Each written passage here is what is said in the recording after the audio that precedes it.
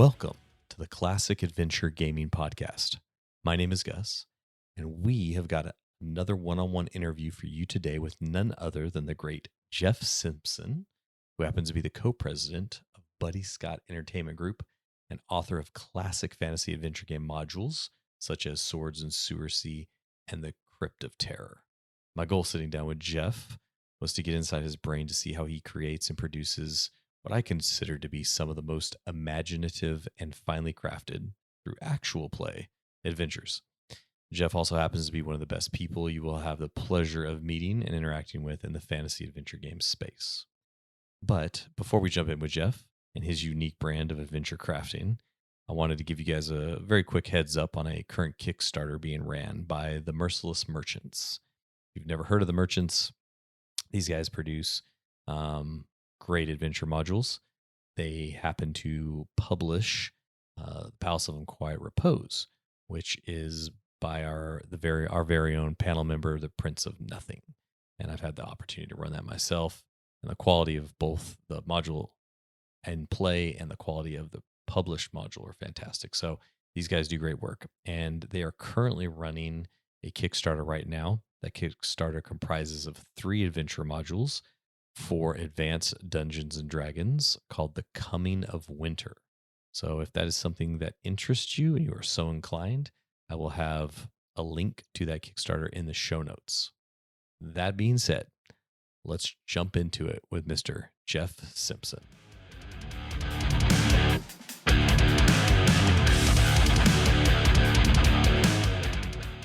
Well, folks, here's a special episode tonight we got with Jeff of Buddyscott Entertainment fame.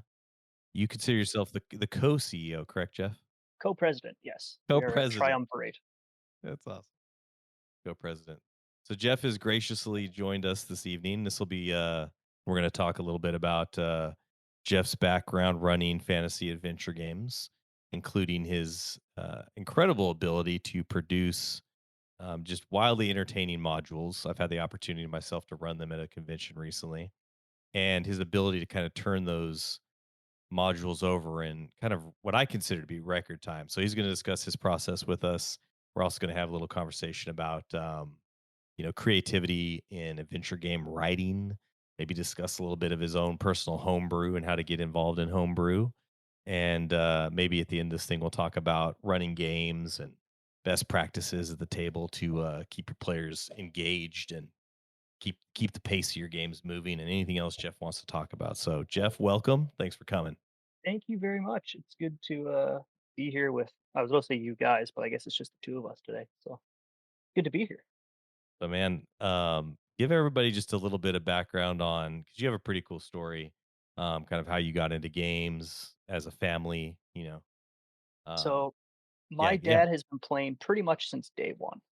Not quite since day one, but pretty darn close.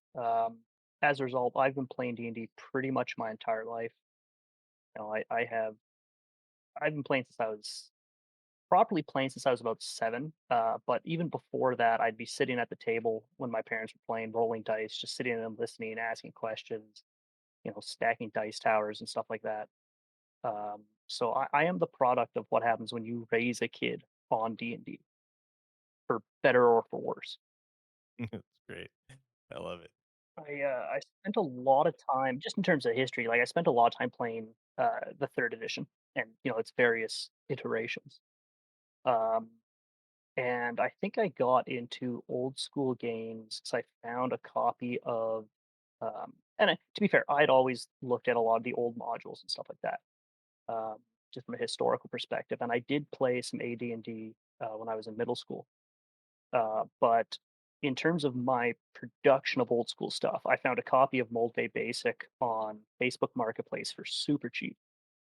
Um, got into that and just AD&D, OD&D, BX, et cetera, et cetera, et cetera, and just started cranking stuff out. Mainly because I started making maps, and then I realized I had to put keys to them. Um, and here we are.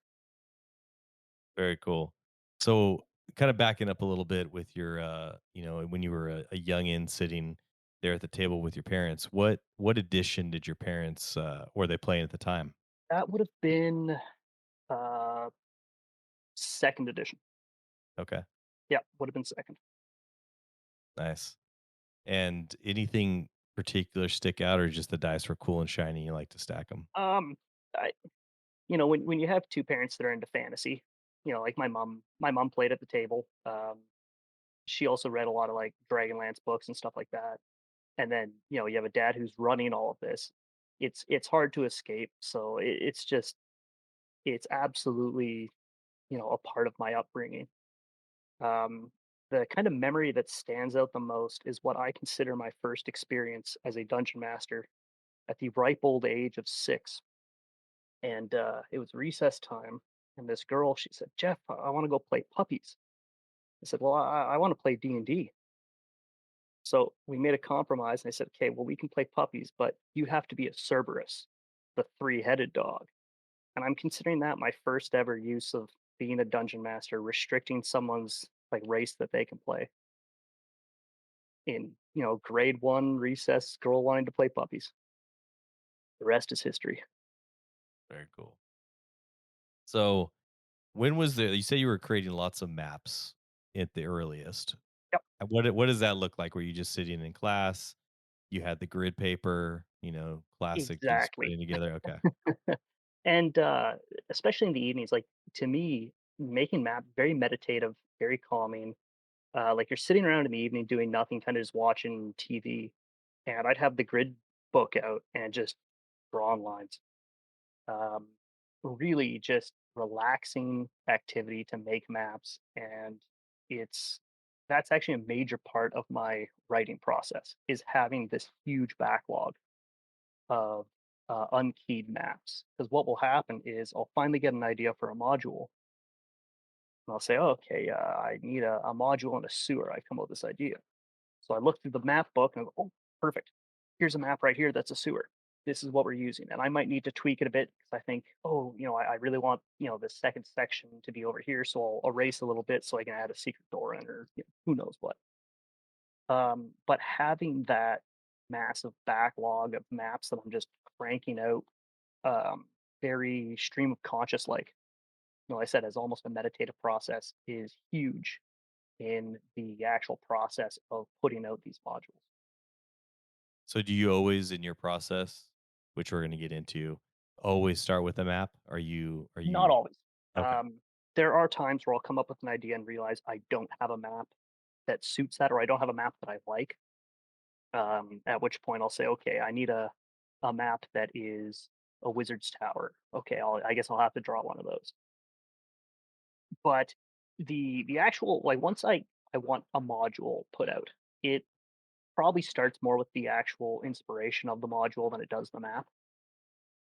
Usually, what will happen is a friend will say some offhand comment or dumb joke or something like that, and I'll think, hmm, wait a minute, I can work with that. My latest release, I think it's my latest release, Bride's the Night. Someone made some comment about, I think it was they don't like the isometric maps in Castle Ravenloft. And I said, one of these days, I'm gonna make my own Castle Ravenloft, Castlevania vampire game. 15 days later, the module was released. And those were all maps that I had drawn, the next day kind of thing.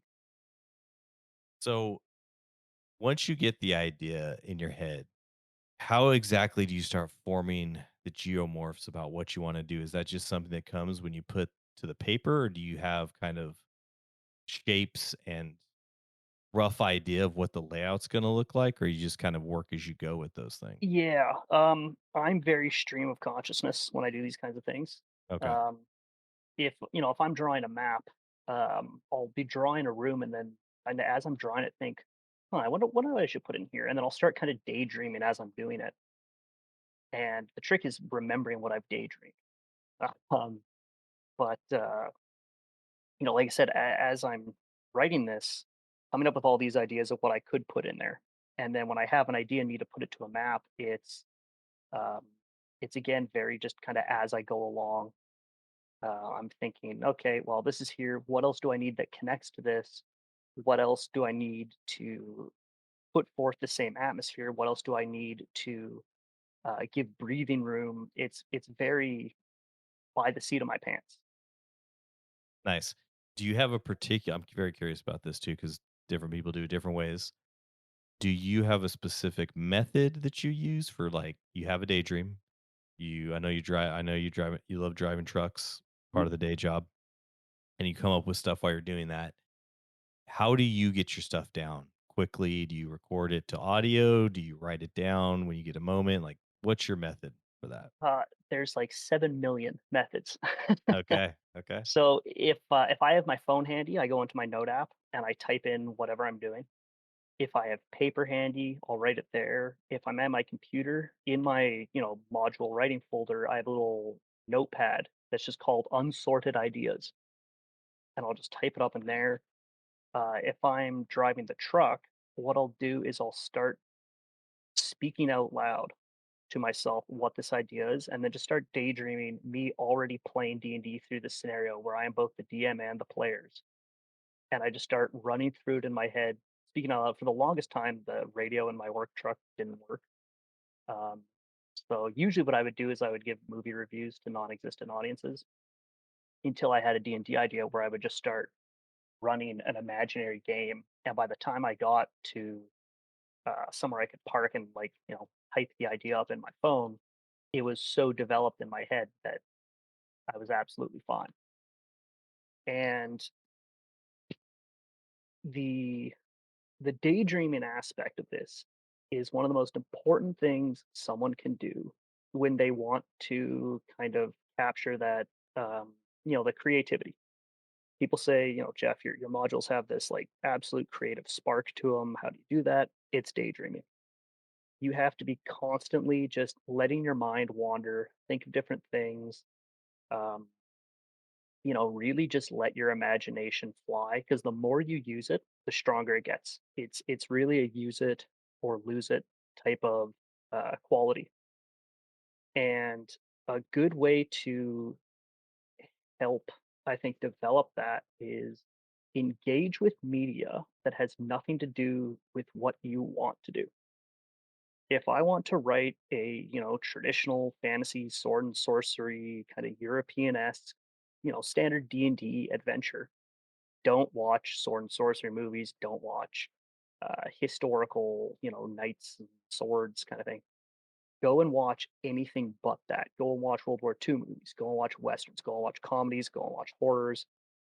That's where you get all these little points that you're watching something and think, oh, this is kind of cool. What can I do with this? How can I apply this in a completely different context? That really helps with giving you that, I don't know, oh, this is different. This isn't just, Lord of the Rings copied ad nauseum. Engage with media that has nothing to do with what you're doing, and do it often. Do it as often as you can. It could be movies, it could be books, video games, music, who knows what. And then as you get these ideas, just let your mind follow them to the logical conclusion. That is the best thing I could think of for um, training your brain to be creative in this context.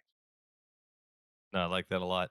Just to give some concrete a little bit to that idea. How do you have any examples or recent ones? I know these are stream of consciousness type stuff, so it can come and go. At least that's how it is for me. It's tough to recollect, Mhm. but would love to hear if you have an example where you were sitting in the truck or you were wandering about, in the woods or whatever, right? And you had a thought, you developed how you developed that thought in your brain, and then how it made it to the pages of one of your modules and what it looked. Yeah. So let's go back to Brides in the Night, the one that I just put out. It would have been October 13th, um, of 2023. The whole reason that module got produced as quick as it did because I wanted to release it on Friday the 13th in October. So I cranked that thing out, and like I said, someone made some offhand comment about not liking the maps in Castle Ravenloft. So okay, it's now my duty to make the Jeff Vampire module. And um, there's all these little, flitting bits. I wanted to have an area where you could go and fight basically like the D&D version. He's a lich who's basically Heinrich Himmler, because that guy was he was a wizard. He constructed this castle in Germany that was supposed to like channel all of the rings of the fallen officers to help him find the Holy Grail. He was crazy, absolutely insane. I thought this guy is the perfect D&D villain, so I got to throw him in the basement. I was looking at Meatloaf, the artist, and thought, man, this is such a cool album cover. Of course, I got to put a bat giant sitting on top of a giant spider somewhere. Sorry, spire somewhere in here. Just anything that pops into my head at this point.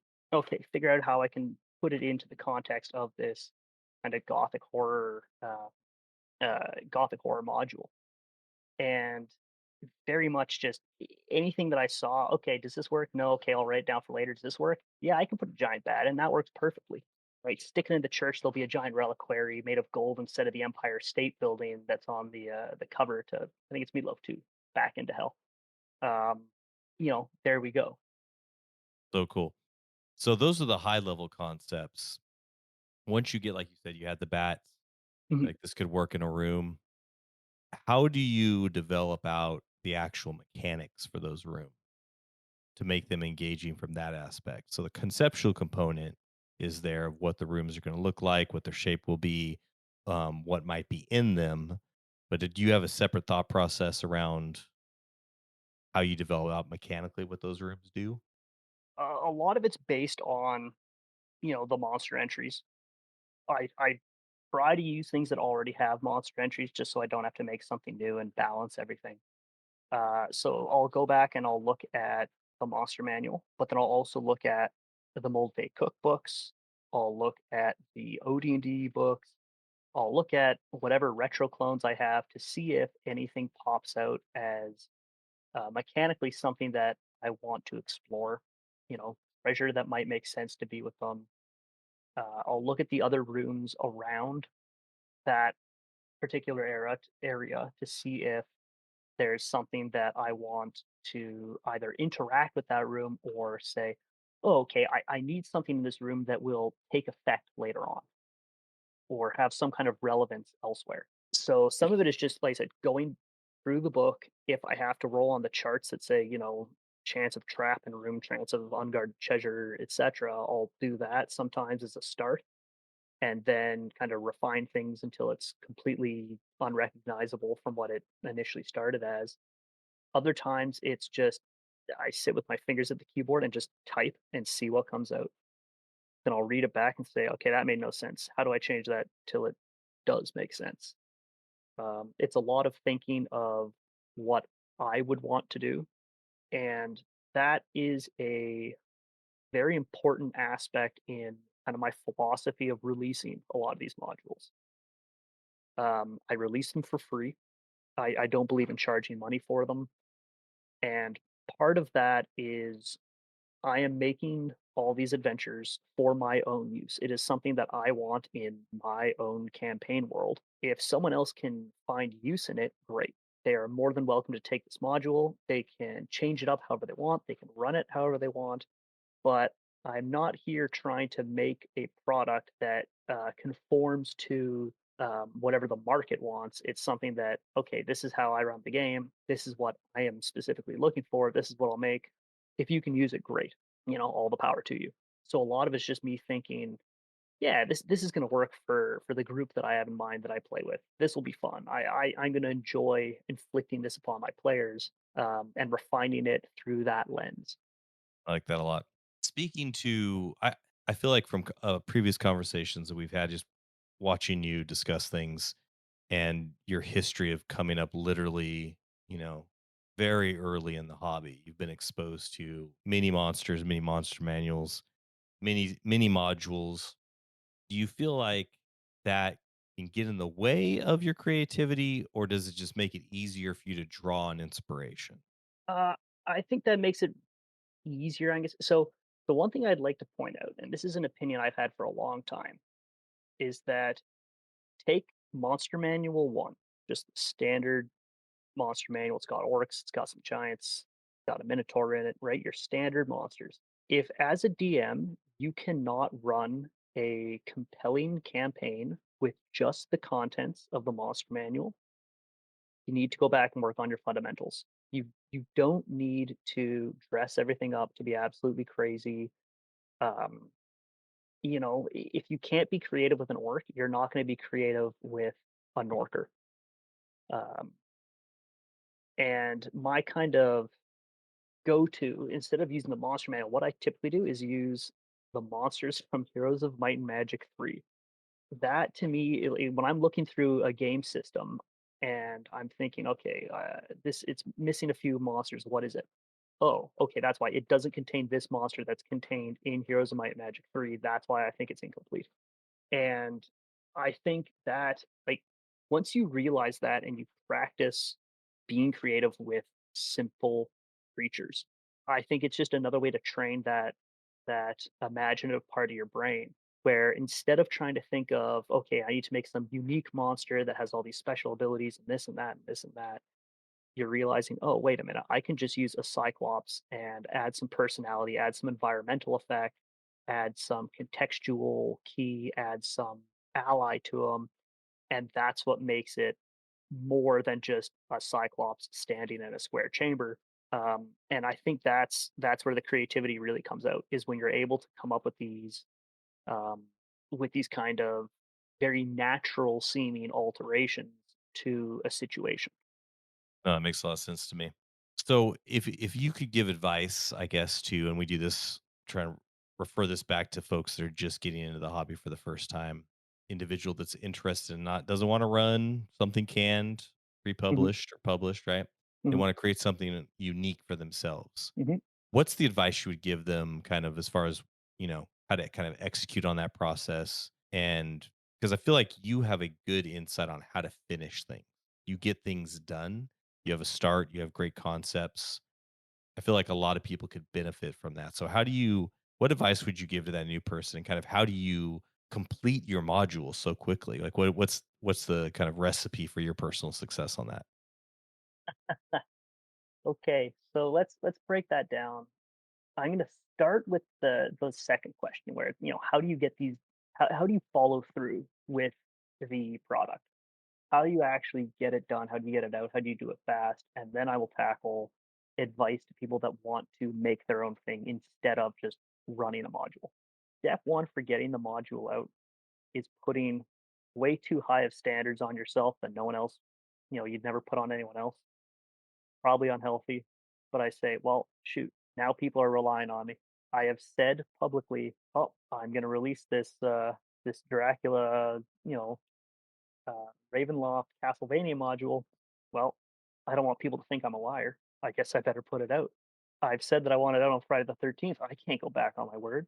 Guess I got to get it done. Or the No Art Punk competitions. The first two, I had my module submitted within days of their announcement. And, the third one comes up. It's, about to release in a couple weeks, I guess now. The high level adventure. I'm thinking, well, I submitted my module within the first couple of days last time. I better do it this time. Like I got to keep up the reputation. And part of that is just me wanting to, like I said, keep up to the standards that I've set for myself. The other important thing is if you're someone that has never put something out like this before, there will be a lot of trepidation, maybe, or anxiety or worry. Don't worry about that. You will be nervous. Don't worry, you're supposed to be. But the moment you get that out, just know that holy crap, it feels so relieving to realize you can put it out and it is not the end of the world if not everyone likes it. And the moment you get that first one done, the rest are so easy. Like the scale to it is not linear. It is completely, you get one thing out, you can get 100 things out, no problem. It becomes so much easier once you just take that first leap of faith.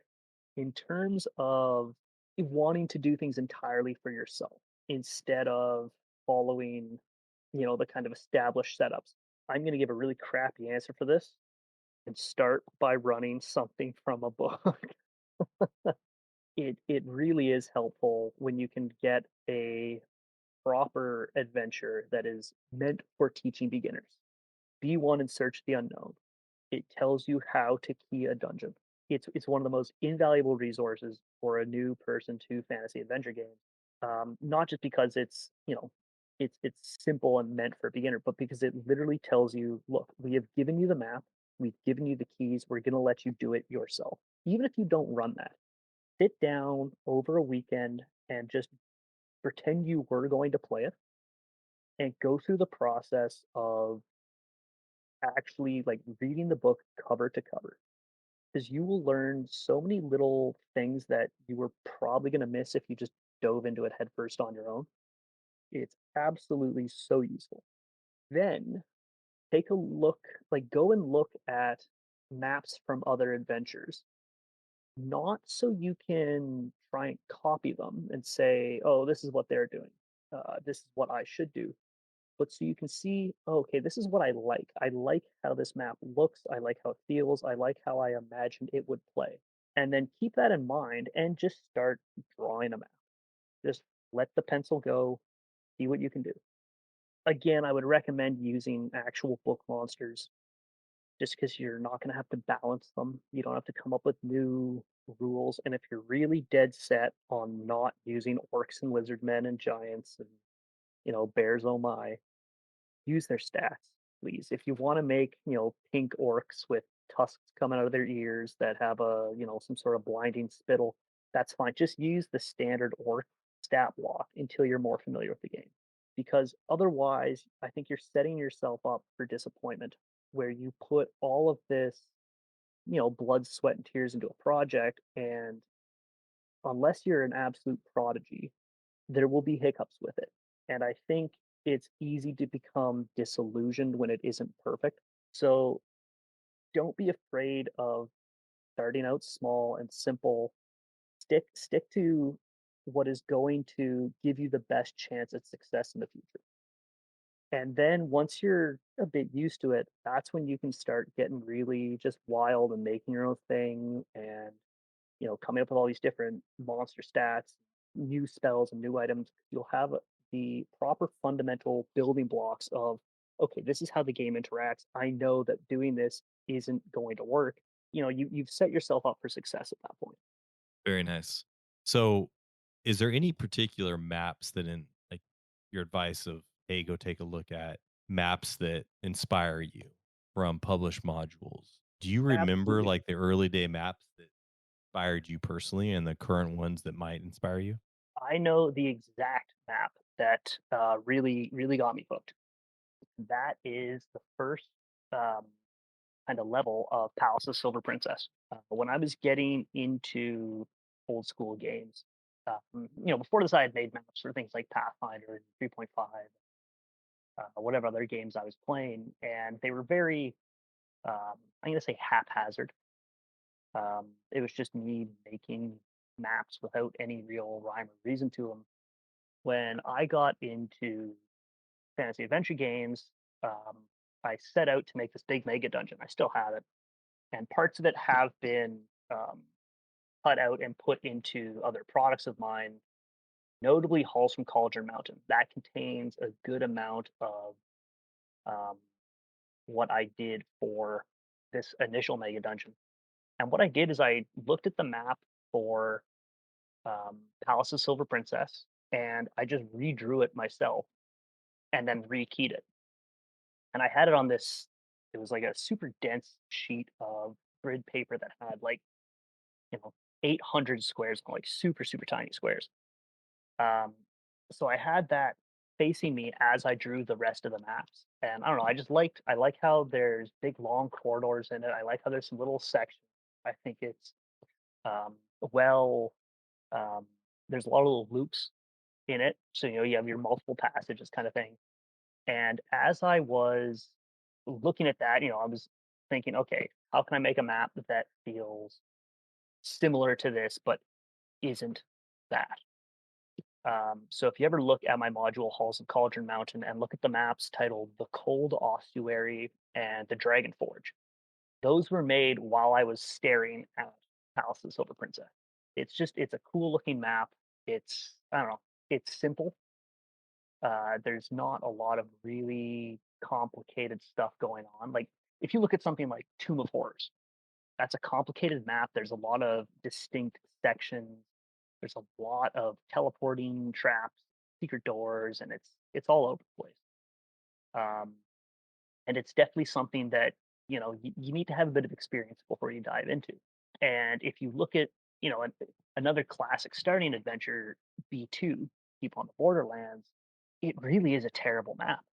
It's complete. It's 10 different sections with maybe three of them being interconnected. Um, and in the past, I've actually reordered that dungeon to be a traditional multi-layered dungeon where they are all actually interconnected. But Palace of Silver Princess, I actually really like as a map. That is my kind of inspirational spark that really got me into this. Very cool. I didn't know that fact, so that's pretty sweet.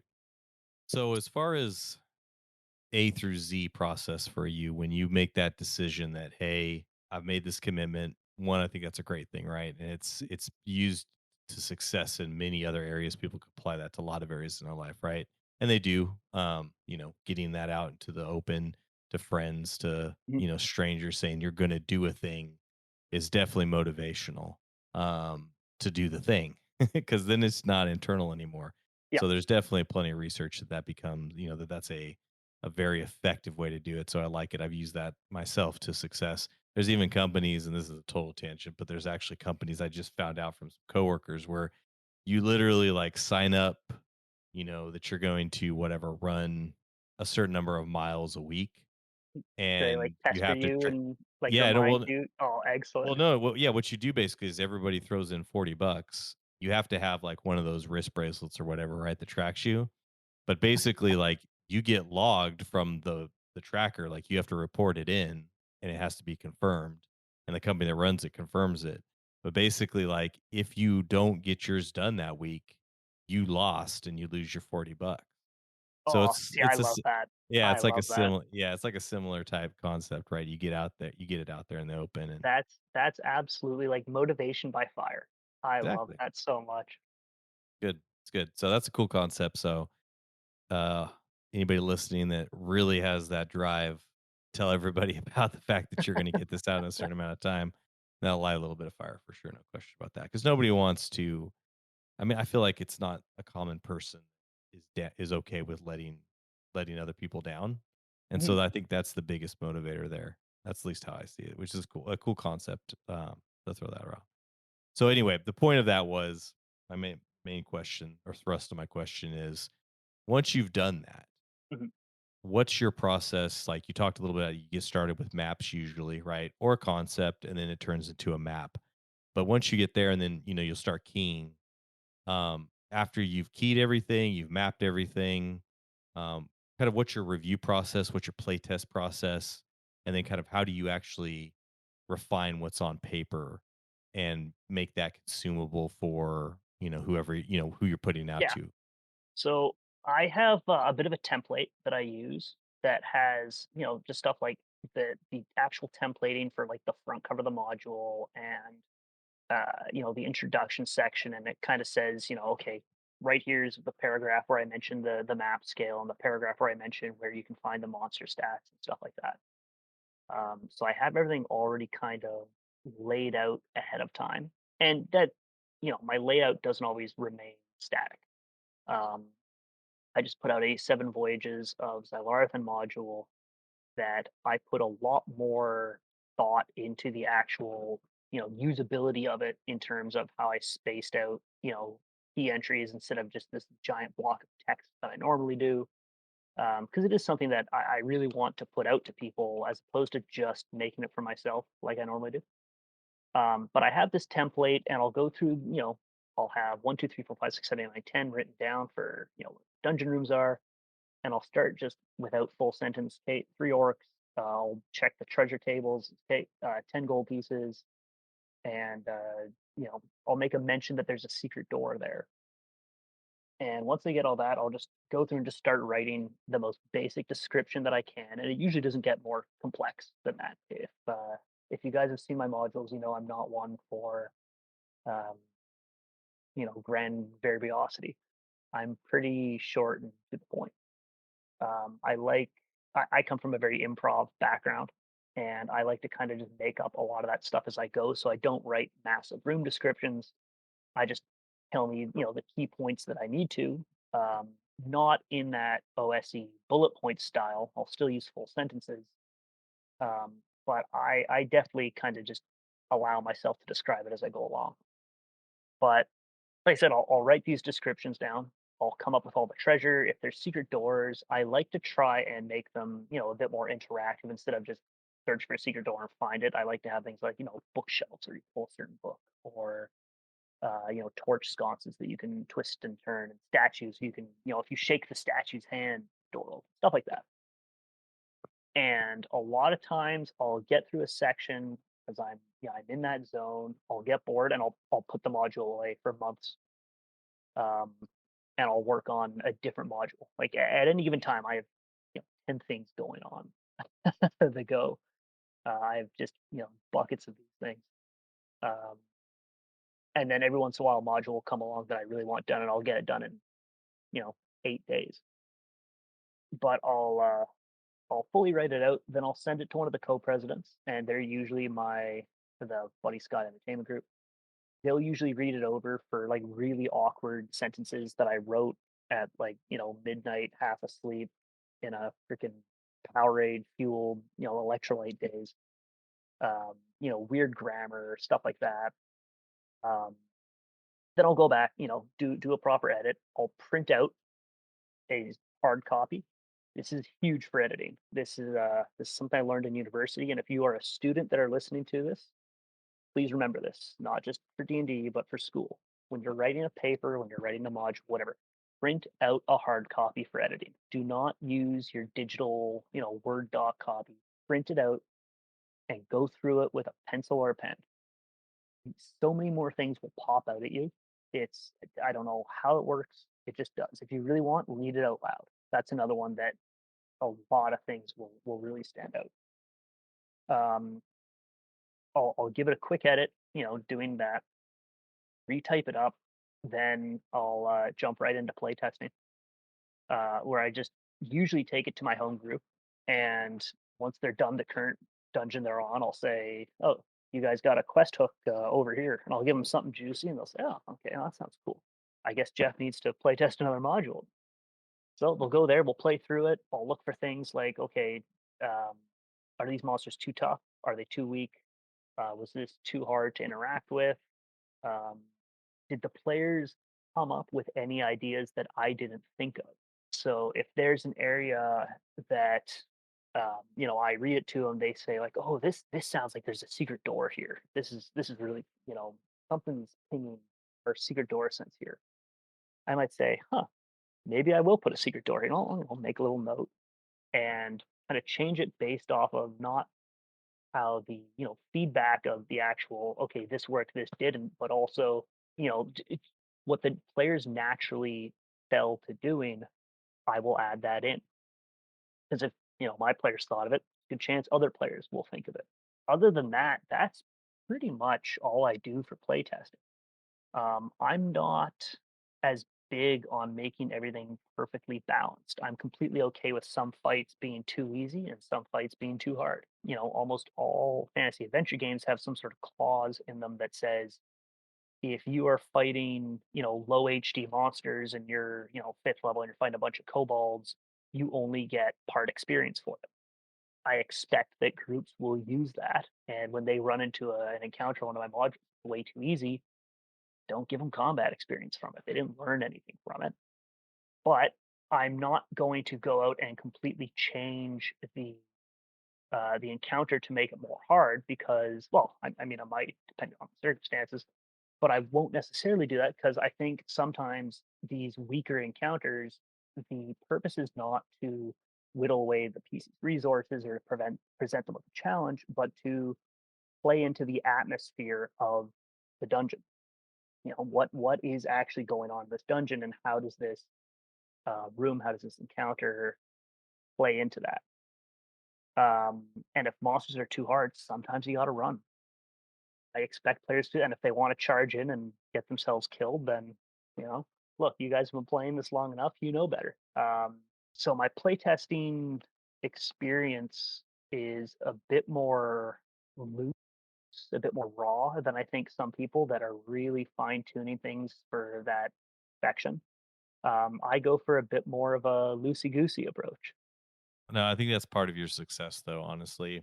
I think you're able to do that too because you have experience. You've been playing your Mhm. whole life. And So I and think that's that that is a big point, is that, a lot of it is stuff that you will just kinda get through instinct. The more you do it, the easier it's gonna become, where you can just instinctively look and think, "Yeah, okay, this is fine." I'm gonna run through this to make sure there's no hiccups, but, I know what a room full of orcs is like. This won't be a problem. 100%. No, definitely. Yeah, and that's just built through the practice and the craft and running games. Mhm, As we mhm. talk about all the time, everybody should be a yes game. If you're a fantasy adventure gamer, you should be what we call yes games. You're Play any constantly chance play. you Yeah, have, that's right. and I think that's something I'm known for, is, like, my inability to say no to a game. This is true too. There's been points where I've been playing, like, in an 18-day stretch, 16 games. Wow. Yeah, I am jealous of that ability to play that often. So, yeah, it may sound slightly bitter, but, I'm truly just jealous of the fact that you could do that. So, that's cool. I love the amount to get in there because I would love to be able to do stretches like that occasionally because there's just no replacing. I mean, you can read and you can listen to podcasts and you can watch videos, but nothing will ever replace table time. They should all be tools leading you towards playing, not replacing. Correct. Correct. Engage with the game. We preach that all the time here. So, and that's why Jeff, we want to bring you on is to like body all of those elements of craft, creation, playing, it resulting in the actual playing of the game. Because you run these games, you produce many of these wonderful modules, but you're also playing in a variety of different games. And I think that it's a virtuous cycle. At least that's how I see it from the outside. So It and that is actually a big thing, in terms of going back to kind of flexing that creative muscle by engaging with media that you wouldn't normally watch or listen to or what have you.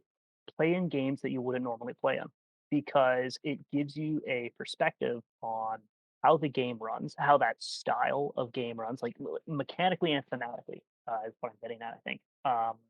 If you play nothing but OSC, then it's going to come with it a very kind of particular style that matches the OSC adventures or acts or AD&D or what have you.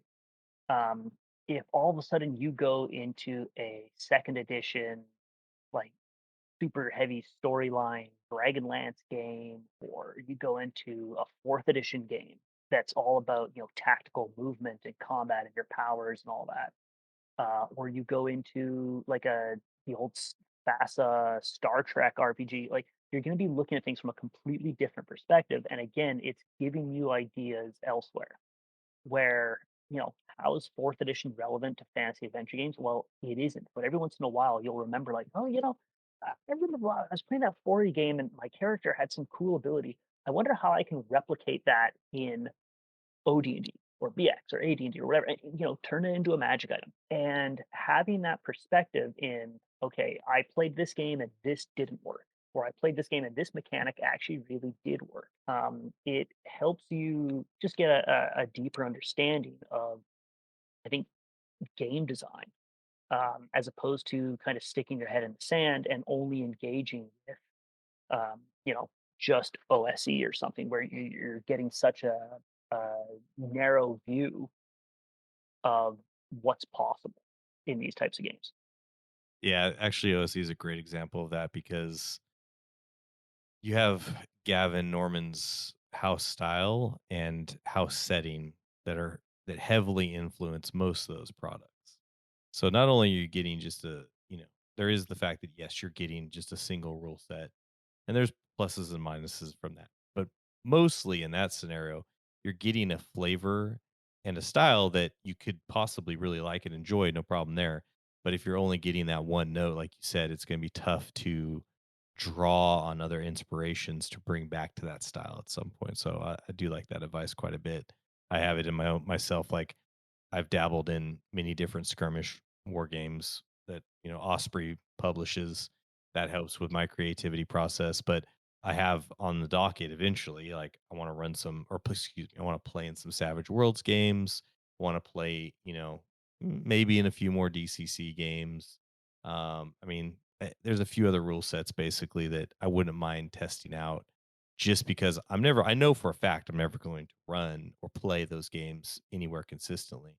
But just to kind of see what they are, so Stars Without Number, anything Sci-Fi Traveler, just different genres, right? Expand the whole your whole world to draw from, I think is a hugely beneficial thing. And it also is a palate cleanser, right? So that It you're absolutely, you excited to won't get get back burned in. out. And you brought up an amazing resource in there, maybe inadvertently.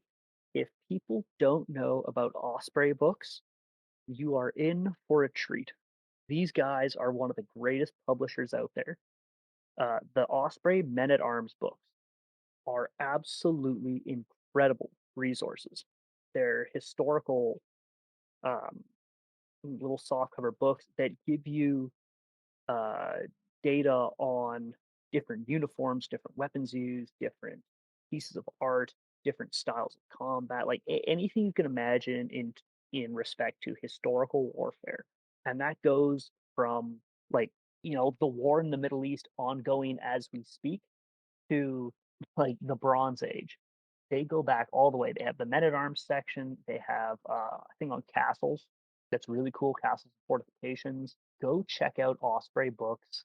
Just flipping through the pictures even will give you inspiration where you think, oh man, this knight, this like Polish knight from 1525, this guy looks really cool. I want to put him in a module. How can I go about doing that? Those books are spectacular. Yeah, I'm a little embarrassed on this one because I've seen them. They have a couple of different lines of books like that. So they have like the historical wargaming books that give you those backgrounds in all the different eras, right? All the classic wargaming eras, Napoleonic, Bronze Age, Great War, World War II, etc. Right? Whatever era you're interested in, there's going to be just unbelievable amounts of detail around those periods for wargaming. But they also dabble, and I don't know if you know this, you probably do, but they also dabble in the fantasy side. So they'll Yes, describe like elves and their tactics, right? In a war game. Same thing with dwarves and their tactics, and give backgrounds on them and lore around how they would engage in battles, which I think is kind of cool. You can get into those. I haven't dove deep, but I've occasionally like looked at them. So yeah, I they're pretty know great. about the fantasy line. That's something I've never really looked into. I look at them more from the historical standpoint.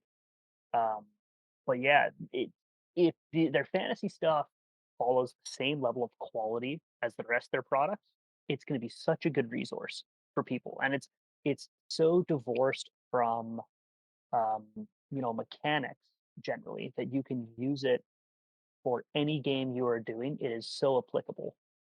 Um, Absolutely incredible resource. Osprey, Osprey Publishing. Go check them out. That's got to be the ultimate lesson of today's episode. I think is Yeah. go go Well, use I mean, Osprey Publishing.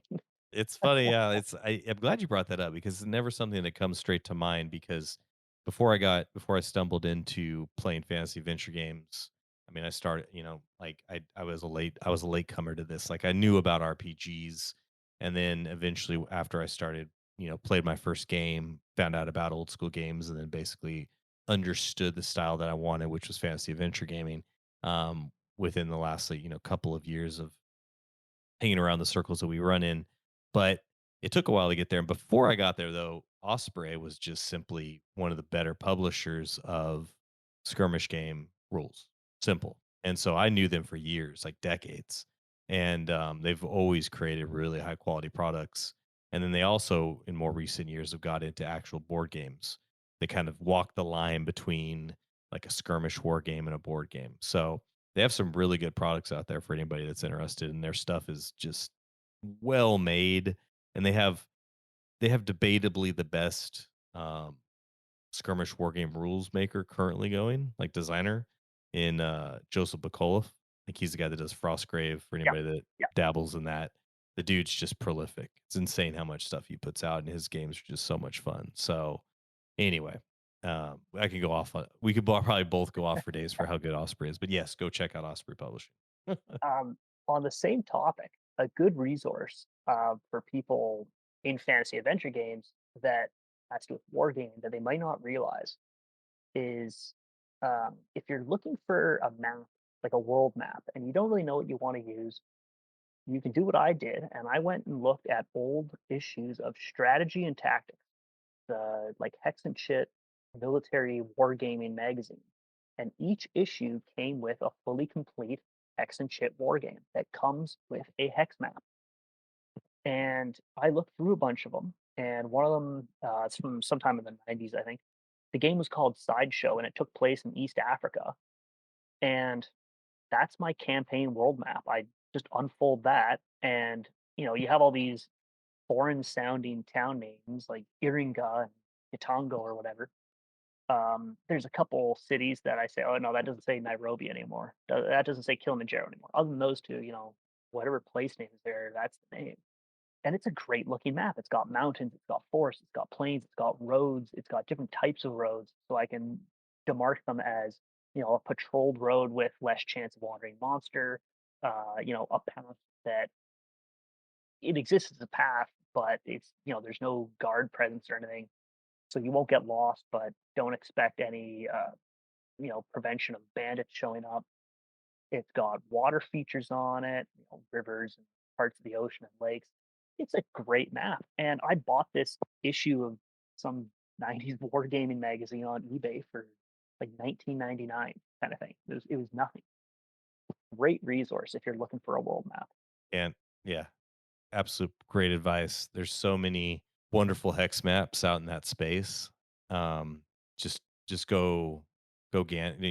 browse Google, or even Board Game Geek for that matter, Yeah. Yeah, for any of those exactly. hex and shit war games, and just go find one of the maps because they'll have images. One, you'll expose yourself to some cool games, but two, they'll have images of the maps that are used for the boards. And once you find one that looks like a cool hex map for your campaign, snag it because you'll probably be able to get it for super cheap too. Oh yeah, they're So they're not expensive, generally.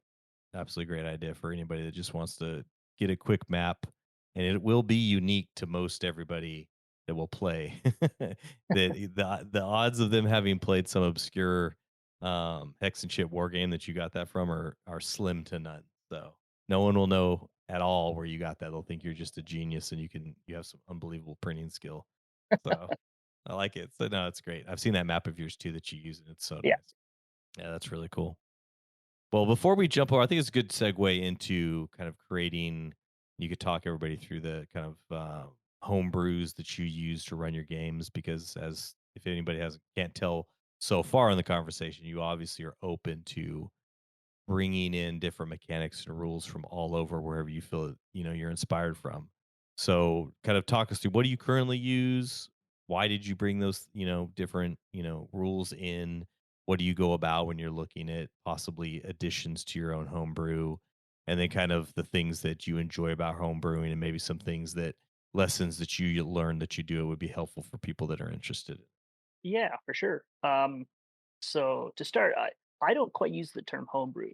To me, homebrew represents something that someone built from the ground up.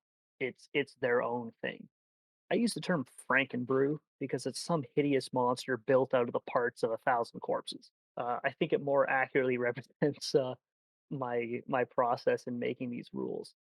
And you're right that you have a lot of people in in fantasy adventure game. You almost have two schools. You have people that no, we're playing, you know, OD&D, LBB by the book. That's what you're getting.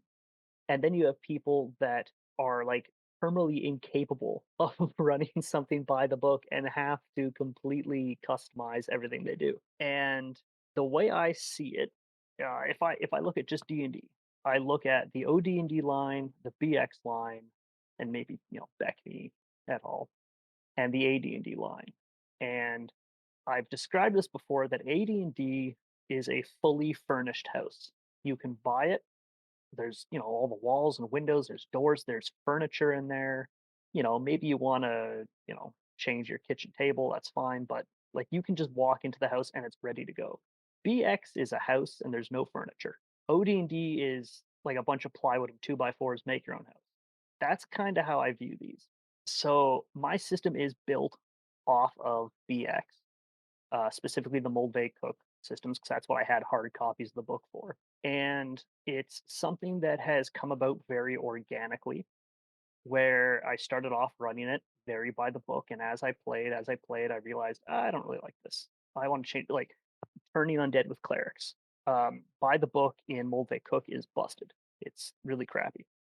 So the first step I do is I look at AD&D and see if I like that system better. It's going to be more complete, and I say, "Oh, perfect, I like it. I'm going to port in the AD&D cleric undead system." Then I'll go through and I'll say, "Oh, a character got a disease." Well, the AD&D disease tables are maybe my favorite part of AD&D. I guess I better throw this into my little personal DMG. Then I'm going through, I buy a box of like old RPG books on Facebook Marketplace, and I find some old book from the 80s called Arcanum. I'm like, oh man, this is a super cool book. It's just full of all old spells, and they're almost roughly compatible with D&D. I guess I'll add some of these cool ones in. And it's very just much as I find something, I'll throw it in. So I have a my own personal monster manual where I've retyped every monster that I ever plan on using. And it it fits in a little like three-prong notebook. And I've done it so I don't have to carry around a dozen different monster manual books. I can just type up the barest stats of all these. I don't need monster descriptions because I already know, what these monsters are. I can just give their stats and whatever special abilities they have, and away I go. I have a spell book that is just every spell that players have access to retyped, given to them. I have a player book, which is basically just class rules, ability score bonuses, XP tables to hit and save tables, and equipment. That's all that's in there, and a quick glossary at the back, and stuff like encumbrance and movement rates and stuff like that. And then I have my own little DMG, which is basically just tables. Whenever I find a game with a table that I like, I'll just pick it up and take it. And there's parts from OD&D in there. There's parts from AD&D in there. There is parts from whatever you know BX that I'm using, but I don't want to carry the BX book around. And there's parts that I already know how it works, so I'm not going to type that up, or I'm going to type it up in far less detail. And I'm only going to put in the parts that I actually need to reference in the rule book. I've added in system shock and item saving throws from AD&D. I have a death table that is kind of just my own thing that I've made from, just experimenting. I have pummeling and grappling from AD&D in there. I have jousting from OD&D. I have a bunch of custom wandering monster tables. I have a page on hex traveling, which is sort of my own thing, tweaked from a couple different places. It's just whenever I find something interesting, I'll kind of pick it up, tweak it a bit so it fits whatever else I have, toss it in. I got rules for poisons. What else is in here? I've taken a bunch of stuff from Back Swords and Bucklers, which is like a, I don't know, Shakespearean era D&D clone, and it's got a really good table for generating one-off like city adventures. So if it's the kind of thing where a couple of your players can't show up and they're in town, and you just need a quick dirty adventure. It's got some really good tables for rolling up. Who's giving you the job? What's your relationship to them? How much are they offering? What's the job? What are they willing to pay? What's the complication? Um, Really quick and dirty table for that. And it's really just me grabbing something that I like, throwing it into the document so it all fits on a page, running it as much as I can, and then over time I'll decide, I don't like this, or yeah, okay, this is working, I'll keep it. It's very, very organic, and I think that's what people need to take away from Franken brewing and home brewing is it has to be from actual play experience. I think you have a lot of people that are just absolutely addicted to tweaking and twisting things and trying to find that perfect game. You're not going to find it. And I think people get this almost paralysis where they keep wanting, oh no, this isn't right, this isn't right, this isn't right.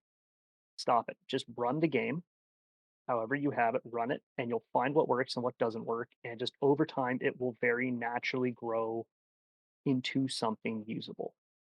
and it might only be usable by your table, but that's fine, right? Because that's who you're playing with. But the biggest thing is actually get out there and play the game with those rules and find what works and what doesn't. And be upfront with your players that okay, I'm trying to find something that works. If you guys have feedback, I'd love to hear it. In terms of oh, I'm playing this class and I don't really like how this mechanic works. How the thief works. Okay, well let's see. Maybe I'll look at LOTFP, how they do thief skills, kind of thing, and add that in, and see how that player feels about it. But the biggest takeaway is you have to actually play the games. Put the keyboard down, play the game. You can tweak it after you've figured out what you need to tweak. Well, that makes sense. And I think you're absolutely right. We see this a lot that everybody's out there for this for the holy grail of games that's Mhm. just never going to exist. Every game is going to have pros and cons. And so either you get comfortable with a pre-established game and what it has to offer you, and you know that that's going to be for a while at the very least, right? You're going to run that game and that's what you personally enjoy.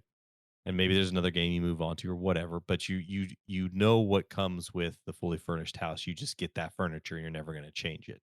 That has to be something that you have to like and Yeah. your players have to like. The route that you take, which I think is also completely viable, is developing a game over time with your players.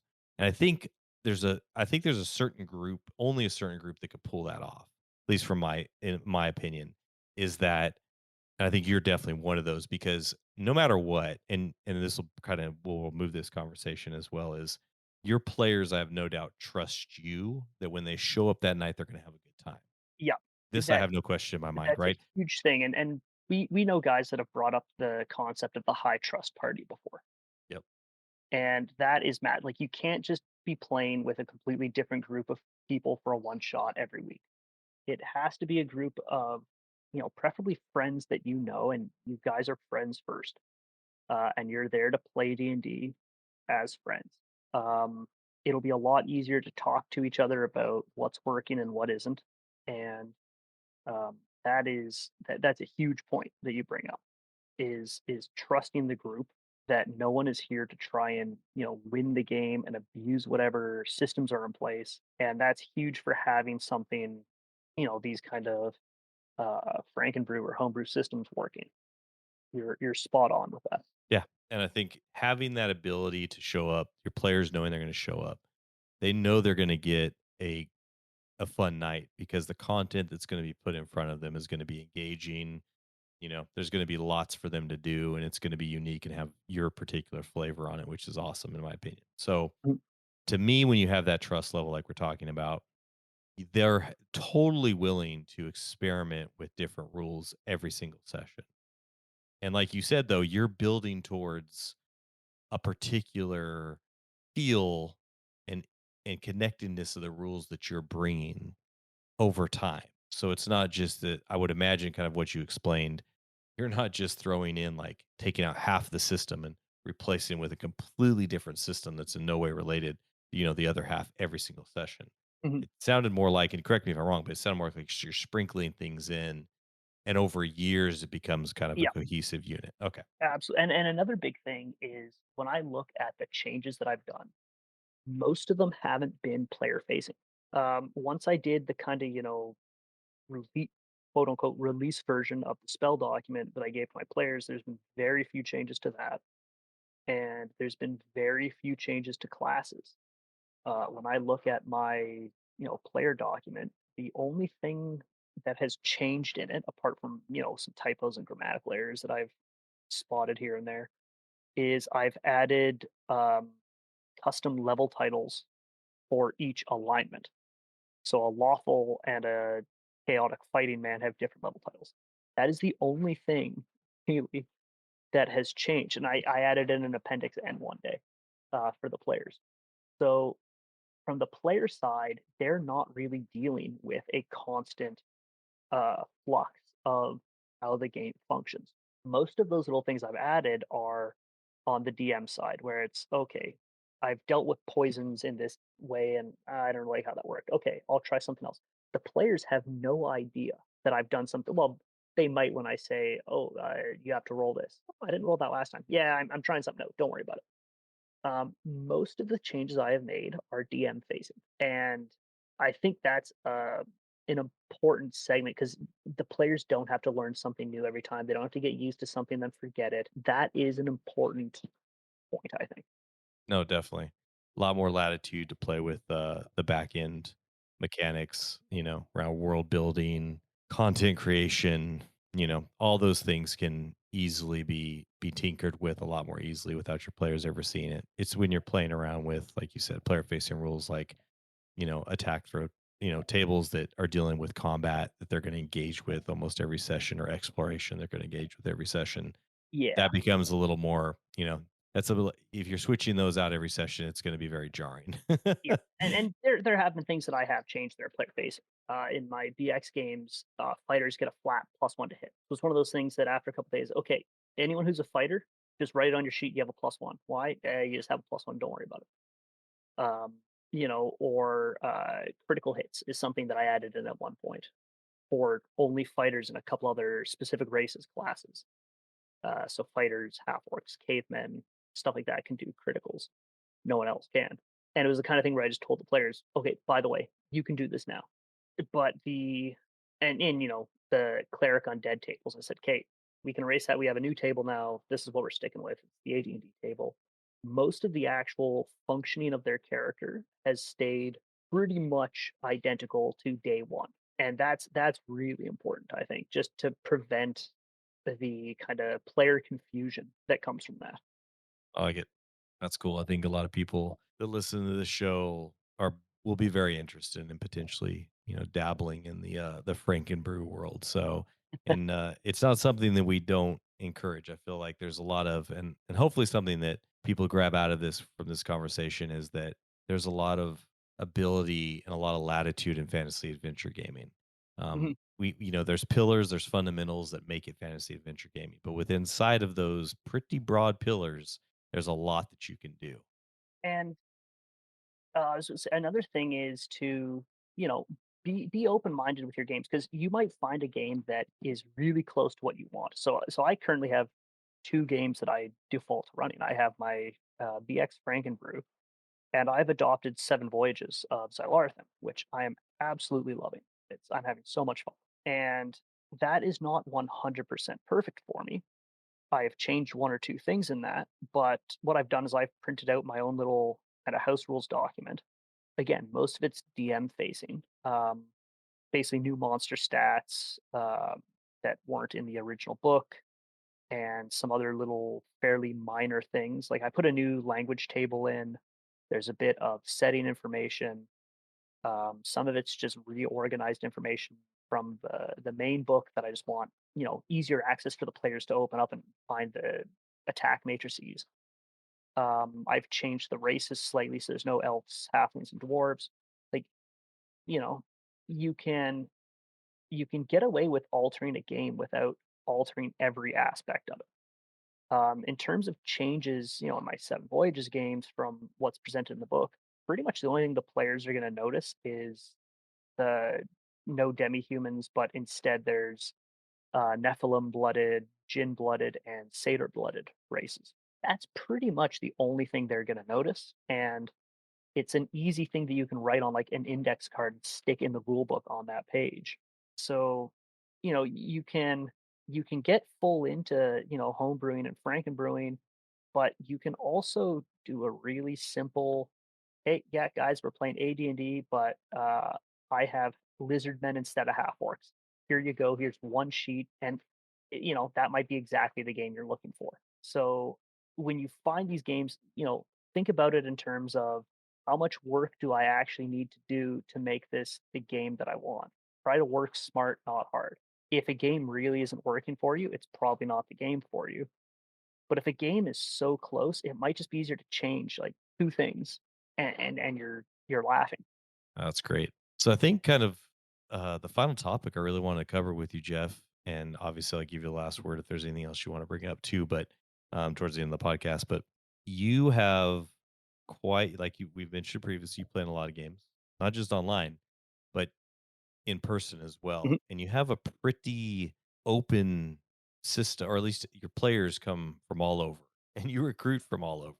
Oh yeah. So, what are some of the there's guys that look into recruit table or a table, get to people together. We talk about this a lot on the podcast and elsewhere. Kind of what are your tips for people? How have you been successful? What do you find to be useful for getting players to your table? Start with friends, especially in my real life games. They're all people that I know ahead of time, and it's the kind of thing where we're chatting, and I'll say, "Hey, I have Monday nights free now. Who's interested in playing D&D?" And three of the guys might say, "Oh yeah, yeah. What are you thinking?" "Oh, okay, I have this idea. Yeah, sure, we're in." Okay, I'll ask around to a couple of my other friends, and if you guys know anyone, one of the guys, "Oh yeah, my brother-in-law. He's been wanting to play D&D for a while." Okay, perfect. Invite him in.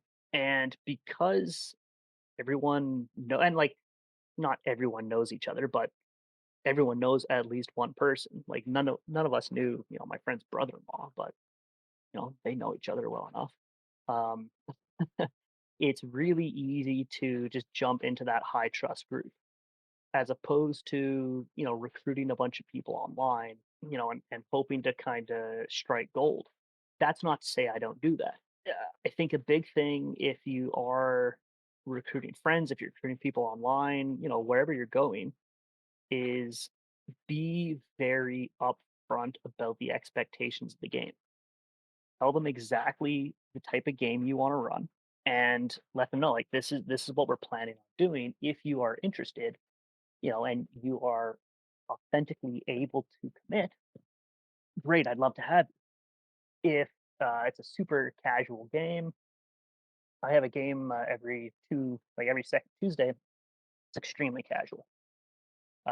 It started because two of my friends were sick and tired of not seeing everyone during COVID. And they said, we should get together and just hang out. Jeff, Jeff, you want to run D&D for us? Yeah, sure, no problem. It's a hangout primarily, D&D second. So go in where everyone is clear on the expectations of the game. So you can have those commitment levels established ahead of time. Because that's what kills the game, right? When week after week after week, oh I can't show up. Oh I can't show up. Oh I can't show up. Okay, well, you're out. We're moving on. We're finding someone that can commit. And in terms of finding, players who are well suited to the game, I might not be the best person to ask that, because I don't really have any rhyme or reason for any you know intelligent thought on that. Because I've played with people from all sorts of gaming backgrounds. From they've played a bunch of 5e, they've played third edition, they've played absolutely nothing, they've played old school games, and I kind of just go into it all with the exact same approach of saying, well, if you're interested in what I am doing in these, stipulations, then great, you're more than welcome to join in. And, if you have any questions about how things work because you're not familiar with this style, ask me. If I don't know, I know guys who do know. Most of them are, the normal people on this podcast.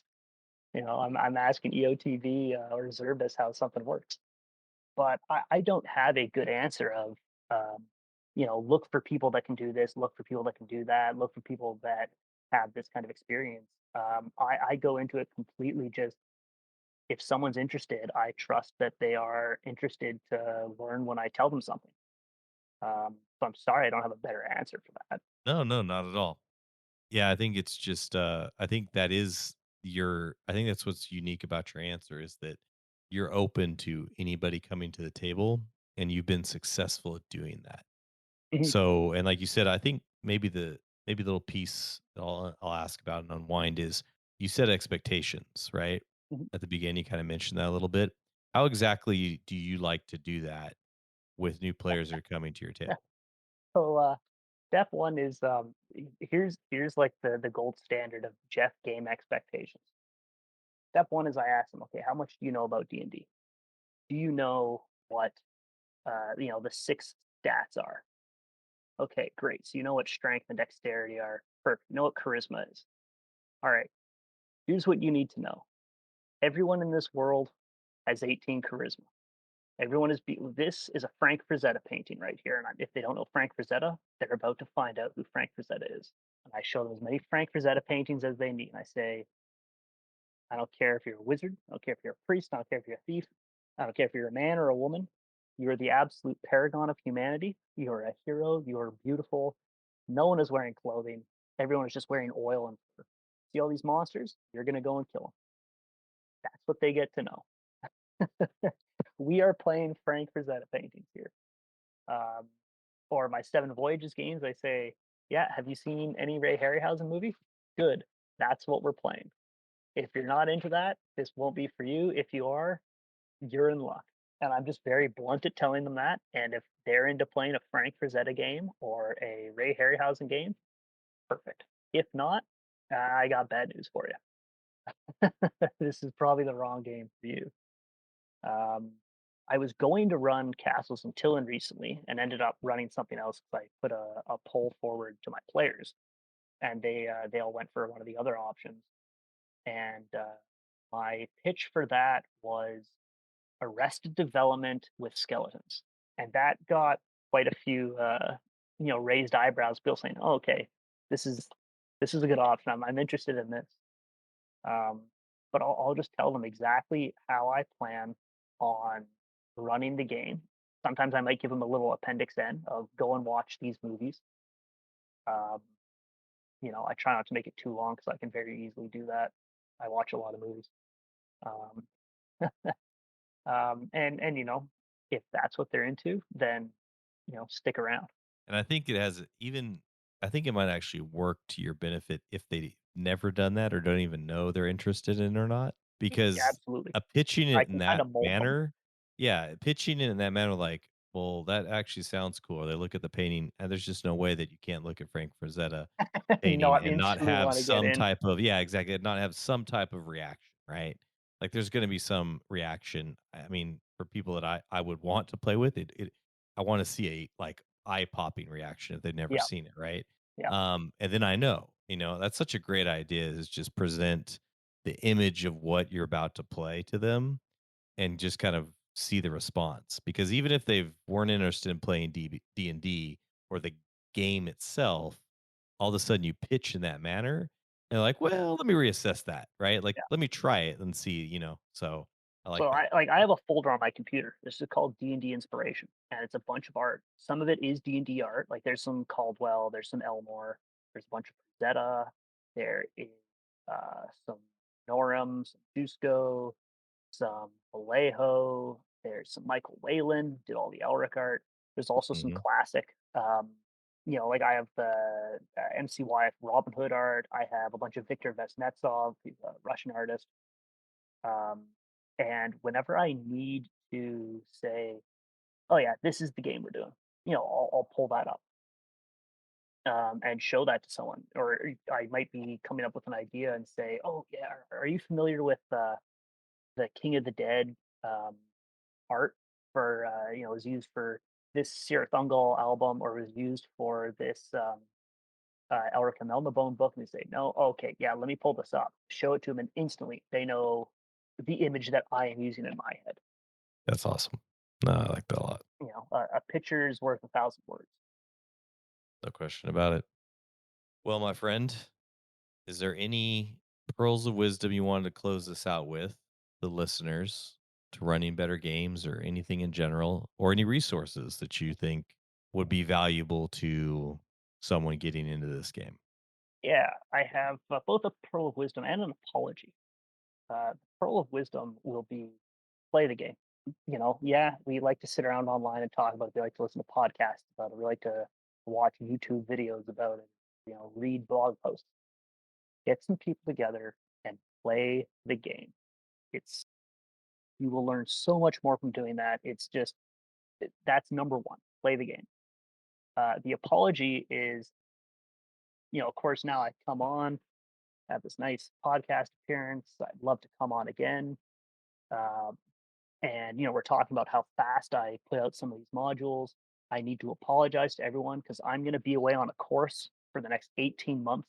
So now that we've hyped me up, don't expect anything new from me. for about a year and a half. So I would like to apologize on that front, but do not worry. I will be back in the future with lots of stuff. I have stuff already underway that's just going to be shelved for a year and some. But I will be back, and I will be back with a lot of modules for you guys to play. That's actually perfect. Let everybody know, Jeff, how they could get a hold of you, get their hands on your modules. What's the You best can method? go over to drivethroughrpg.com and type in Buddyscott Entertainment Group, and that should have everything. You can also go to swordsandschlock.com. That's all spelled out, swords and schlock, all one word. Sorry, .wordpress.com. There's also a download link there for all my modules. Most of it is just me talking about really crappy movies. So if you want to listen to me talk about bad movies, you can go there. But like I said, there's a downloads link that has all of my stuff. That will be kind of posting on that site will be on hiatus for a while. Like I said, I'll be away on course for a year and a half. When I have a chance, I will watch some more bad movies and put up some new posts. And I have probably about 5 months worth of posts already pre-written that I have scheduled to release over the next while. So you might not even notice that I'm not there. Uh, but yeah, Drive Through RPG, Buddy Scott, all one word, Entertainment Group, or Swords and Schlock. Um, yeah, that should be it. I don't think there's any other ways of contacting me. If I have forgotten, and I apologize. No, that's great. And it might be out of time, depending on when people listen. So if you come to this, months from now in the future, this will be completely, it will make no sense to you at all. But to people that are listening to this as it comes out, I would like to remind everyone that there is the third No Art Punk competition coming up. You can find that out by going to Prince's, one of the other guys on this podcast blog, Age of Dust, I think it's what it's called. What's his blog called? I'm sure there's links to it in the I Classic think it's Adventure Prince of Gaming. Nothing. It's princeofnothing.blogspot.com, I believe. But Prince the Nothing title, Blogs WordPress. That's what it yeah, is. that WordPress, yeah, that's it. And if you guys want to see some great modules, check out the No Art Punk series. And this coming competition is regarding high level fantasy adventure gaming. Um, I have a module in it, but don't worry about that. There's going to be far more impressive modules by other people. Check this stuff out. It's going to give you a really good insight into what you can do at this level of gaming. Absolutely worth checking out. Prince has a really good eye for these kinds of things, and his comments are generally pretty good. So read his posts, as in depth as you can. He has a good eye for this stuff. He most certainly does. But definitely check out Jeff's stuff. I've loved it. He's going to be missed. There's no question about it. We do wish you well, Jeff, though, on this endeavor. It's going to be quite the adventure. Oh, And it'll be lots of fun, I'm and I will excited be to back. see what you could draw. Yeah, you will be back. Yeah. Um, Anybody that's interested in talking to Jeff when he gets back, obviously we got the CAG server that's linked to the podcast. Jeff hangs out there. Um, you can contact him through the methods that he just told you to. So, Yep, and um, yeah, if you're in the CAG server, my username is the old Jeff or Jeffy, as some people say it. You can send me a message there. I might be very slow getting back to you because I'm probably not gonna have a lot of internet access over the next while. But send me a private message and I'll get to it when I can. If anyone has in-depth questions about anything I've gone over today or anything else, like I have no problem answering these for people and helping you guys. It is not going to bother me if you come at me with 50 questions. I really don't mind. Please don't be a stranger in that respect. Just don't expect an instant reply. absolutely. Well, Jeff, it's been an absolute pleasure tonight. Thank you so much for coming on. Oh, it's been great. Um, Absolutely. And thanks everybody for listening. And we'll talk to you guys soon. Thank you. Have a good one.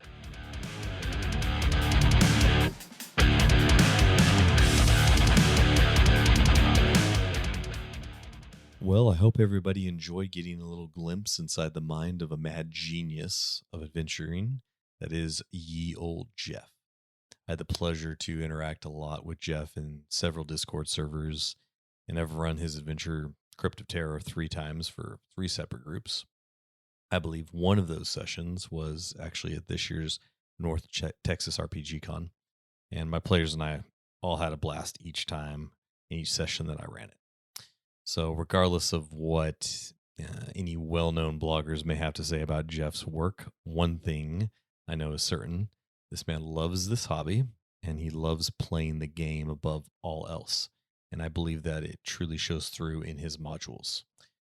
Before I sign off, just a reminder to all who are interested, please join us on the CAG Discord server. You can always find a link in the show notes to invite to the server. Come hang out, chat with us, and get in some gaming. So until we meet again in the next episode, get out there and play some games.